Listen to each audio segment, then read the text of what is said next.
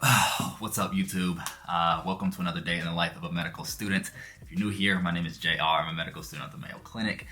And if you're not new here, you've probably seen other vlogs of mine. And you probably know I have a tendency to kind of challenge myself to see how productive I can be in a day. And I think today is the day where we're gonna break all limits. And I think it's gonna be the most productive day I think I've ever had in my life. Now, my motivation for this only came after I woke up around 2:30 in the morning. And before you crucify me and say that this guy is absolutely insane, it was because Kari, my son, didn't sleep too well last night.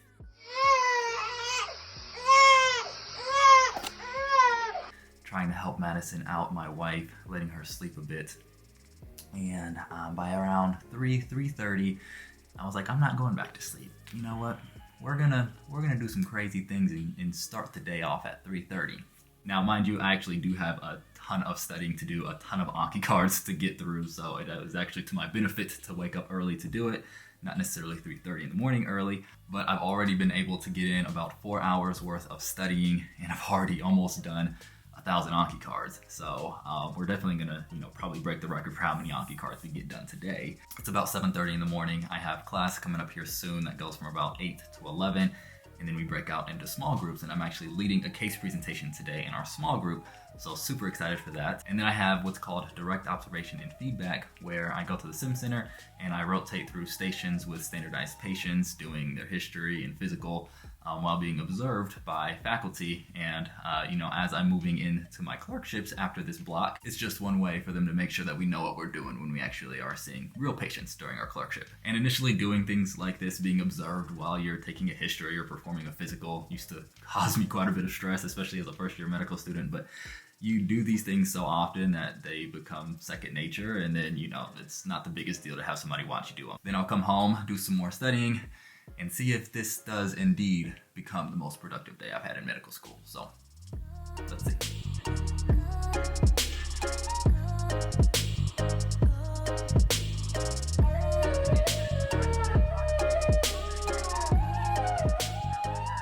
Okay, so Jess and I will be presenting this case. We have a 50-year-old alcoholic man presents to the ED with 2 hours of steady, severe epigastric pain. Over the last hour, he has also had nausea and vomiting. He has a history of recurrent similar pain over the past 5 years, although the prior attacks were usually mild and tended to only last a short period. On exam, he appears acutely ill and tachypnic with a blood pressure of 95/70 and a pulse of 120. Abdominal findings include localized epigastric tenderness, absent bowel sounds, and no masses. His white cell count is 17,000 and amylase 2,000, normal 35 to 115. His calcium is low and he is hypoxemic. So the first question that we have is just to outline a differential for epigastric pain. And I know one way that I usually like to do this is to think about the actual anatomy in the area or the organs in the area. We're done with a small group. Presentation went well. Essentially, what we do is people will usually get paired up and we have to present a case and then walk through things like walking through the differentials, walking through possible complications, walking through how we would manage this patient. And so it's just case-based presentations is essentially what we do in small groups. And so sometimes we lead them. I led that one, a patient with acute pancreatitis. So that was fun. It went well. I'm absolutely starving. It's about noon, a little before noon. I haven't eaten yet. And since I got up at like 3, I feel like it should be like 6 p.m. But productivity is going. Guys, I actually have to show you guys this. I'm super proud of this right here. So I have done 1,240 Anki cards. So over 1,000 Anki cards before noon. I think we're on the right track of making this the most productive day I've had in medical school. But I need to get some food in my system so we can keep this energy. Let's get it.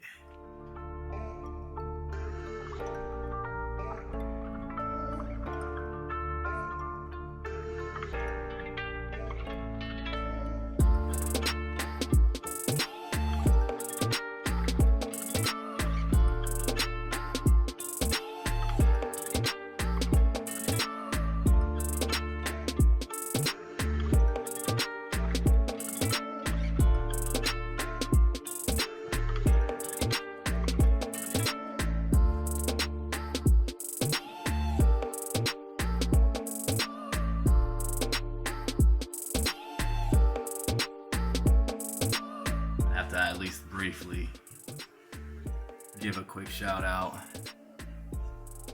to my boys Duke. Semifinals ACC. All right, back to work.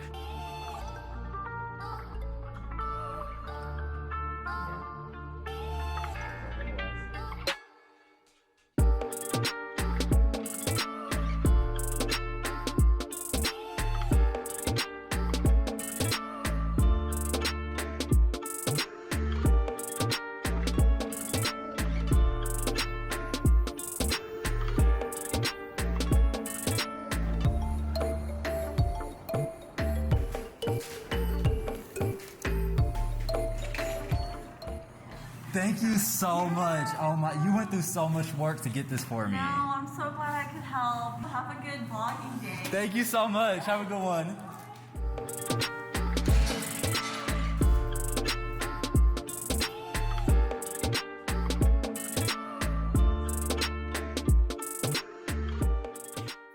Just got back in the car from my direct observation and feedback session at our sim center. It was awesome.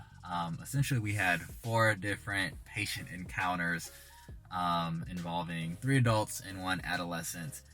And they're standardized patients, and we have like a prompt on the door, almost like an MMI, like, you know, like you have 2 minutes to read the prompt, get your thoughts together, go in, do a history and physical.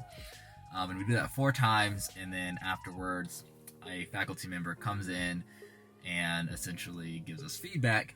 And the room has like those 2-way mirror kind of windows where you can see in on one side and not the other. So the faculty member is watching us, we can't see them, and they're grading us based on how well we did the history, how well we did the physical. But the most important thing that they're looking for is just how thorough can we make our differential diagnosis or our list of differentials. But I always love these experiences. They're one of the most fun parts because 1, it's a standardized patient, so there's really no pressure, and the teachers aren't actually like looking to fail you, so you don't actually have pressure. And 2, you get to like actually put on your detective hat and work through a list of differentials that, you know, could possibly be going on with this patient, which is, to me, it's really fun. So I've really enjoyed the experience.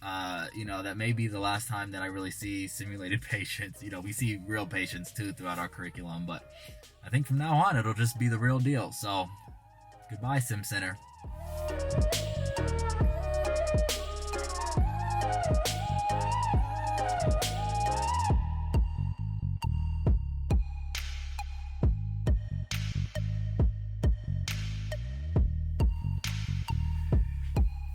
Whew. Back in the office.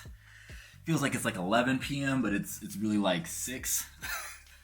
But we're gonna be all right. We got some food, we got some caffeine, and we are ready to study, ready to get back at it. And some of you guys are probably wondering, JR, you talk a lot about studying, but how do you actually study? And that just so happened to bring me to today's sponsor, Sketchy. Sketchy uses incredibly engaging cartoons to tell you a story that will make you remember everything you need to as a student. Almost every Anki flashcard that I have comes from information learned in a Sketchy video. And what may be the most exciting news is that they now have Sketchy MCAT content. Through Sketchy MCAT, they have over 200 lessons covering high-yield MCAT concepts like biochemistry, cell biology, physics, and everything else you need to know for that crazy exam.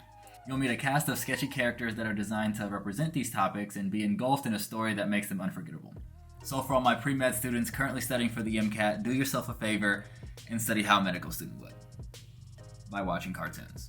But if you're interested, check out the link in the description below for 10% off your subscription. But okay, let me take my own advice and get back to it. Okay, hold on. Last point. If you're on like 3 to 4 hours of sleep, and you have to choose between studying by reading a textbook or watching cartoons,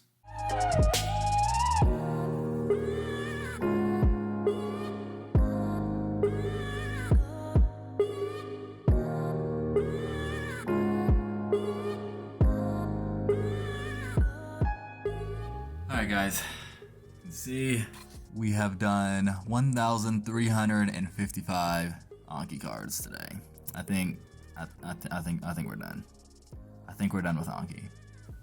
Wait, are we done with Anki? Yeah, we're done. We're done with Anki. All right, before I lose consciousness, I think I'm gonna wrap this video up. But it was a super solid day. Did over 1,300 Anki cards. went to class, presented in small group, tested clinical skills in the sim center, even got to watch the Duke basketball game. And it's not even 8 p.m. yet. So super solid day. Was it the most productive day I've ever had in medical school? I don't know. It's definitely up there. It's definitely a top 3 contender. We've had some crazy days. But before I do go, I want to draw your attention to the Evolve Your Application course that I'm running alongside over 20 medical students across the country.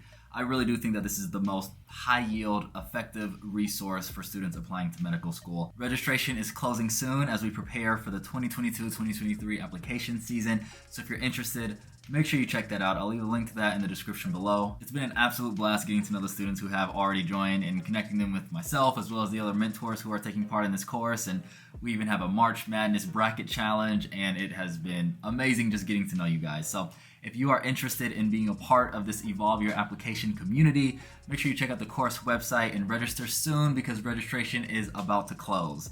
But I do hope that you guys enjoyed this video. I hope that it shows that you can have a super productive day and end at 7 if you start at 3. That's not encouraging. Not every day has to look like this. Some days can if you want it to. Most don't. Medical school can be hard at times, but it's still fun. I promise. But of course, until the next one, keep evolving, and I'll see you guys later. Hey, honey, what are you doing? Last productive thing of the day is actually editing the video. Facts. Yeah, it's about 10 p.m. now, so we've been going for a little bit, but now it's really a productive day.